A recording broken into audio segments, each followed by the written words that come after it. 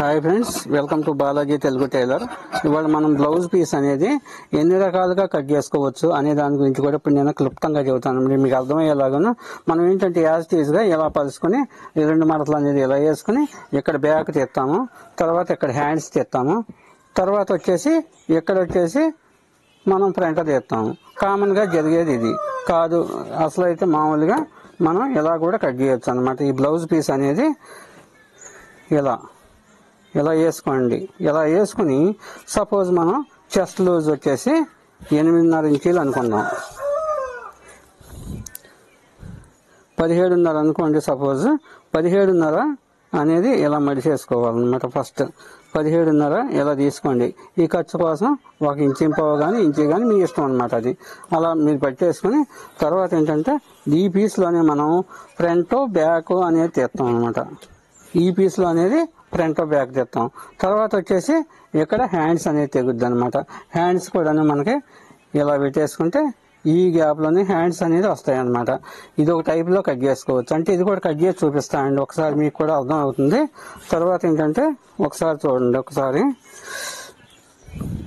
ఈ టైప్ కూడా కట్ చేద్దామని మీకు చెబుదాం అనమాట. దీనివల్ల కూడా ఇలా కూడా తీసుకోవచ్చు.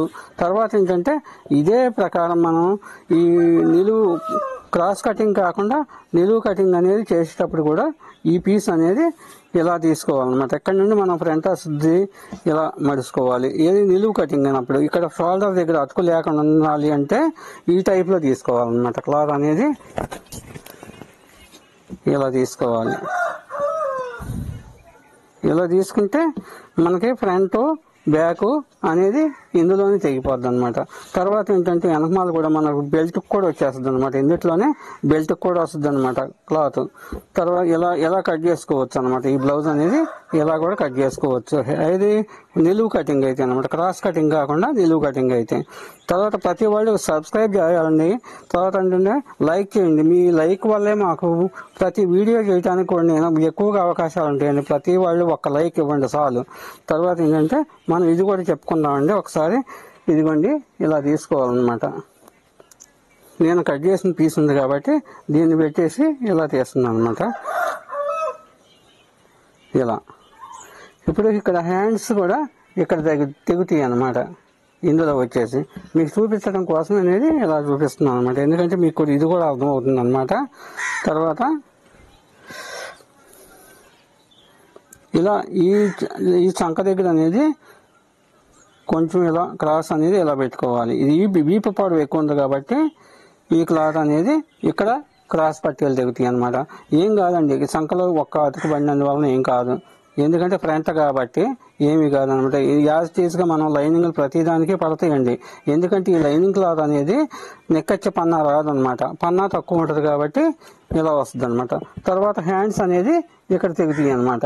ఇలా ఇక్కడ తర్వాత ఏంటంటే ఒకసారి చూపిస్తానండి. ఇలా అడ్జస్ట్మెంట్ ఇలా చేసుకోవచ్చు. లేదు మీరు క్రాస్ కటింగ్ కాదు అనుకున్నప్పుడు ఇది కూడా ఇలానే తీసేసుకోవచ్చు అనమాట. ఇది నిలువు కటింగ్ అనేది ఇట్లా తీసుకోవాలి. ఇప్పుడు బ్యాక్ అనేది ఇక్కడ దిగుతుంది, ఫ్రంట్ అనేది ఇక్కడ దిగుతుంది. ఇందులో క్రాస్ పట్టీలు వస్తాయి అనమాట. ఇది మెడ మనకి మెడ కట్ చేసుకోవడానికి వాటికి అడ్జస్ట్మెంట్ క్లాత్ కూడా కొంచెం మిగులుద్ది అనమాట. ఇలా చేసుకోవటం వలన క్లాత్ కూడా మిగులుతుంది అనమాట. ఒకసారి చూడండి, క్రాస్ అనేది ఎలా పెట్టుకోవాలి. ఎందుకంటే క్రాస్ మనకి క్లాత్ అనేది సాగాలన్నమాట. ఇలా అది కరెక్ట్ క్రాస్ వస్తుంది అనమాట. ఇలా పెడితే కరెక్ట్గా వస్తుంది అనమాట మీకు. తర్వాత ఈ షేప్ కూడా ఇక్కడ ముడత అనేది రాదనమాట ఇలా పెడితే. అయితే ఇలా కూడా తీసుకోవచ్చు అనమాట. అయితే వీడియో లెంగ్త్ ఎక్కువ అయిపోతుంది కాబట్టి నేను కొంచెం తక్కువలో చెప్పాలని చెబుతున్నాను. అయితే కొత్త వారు అయితే తప్పనిసరిగా సబ్స్క్రైబ్ చేయండి, లైక్ చేయండి. మీకు ఏమైనా తెలియకపోతే నాకు కామెంట్ చేయండి.